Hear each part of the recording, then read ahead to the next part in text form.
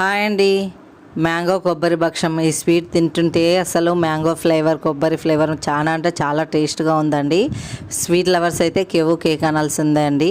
పచ్చి కొబ్బరిని తీసుకొని బ్యాక్ సైడ్ ఉన్న బ్లాక్ని రిమూవ్ చేసేసుకొని నీట్గా వాష్ చేసుకొని చిన్న ముక్కలుగా కట్ చేసుకొని మిక్సీ జార్లోకి వేసుకొని కొంచెం బరకగా గ్రైండ్ చేసుకొని ఒక ప్యాన్ పెట్టేసి ప్యాన్లోకి కొబ్బరిని యాడ్ చేసుకొని మంట లో టు మీడియం ఫ్లేమ్ పెట్టేసుకొని మ్యాంగో తీసుకొని చిన్న ముక్కలుగా కట్ చేసుకొని మిక్సీ జార్లోకి వేసుకొని మన స్వీట్నెస్ తగ్గ షుగర్ యాడ్ చేసుకొని యాలక్ పౌడర్ వేసుకొని మెత్తగా బ్లెండ్ చేసుకున్న మ్యాంగో పేస్ట్ని కొబ్బరిలోకి యాడ్ చేసుకోవాలి.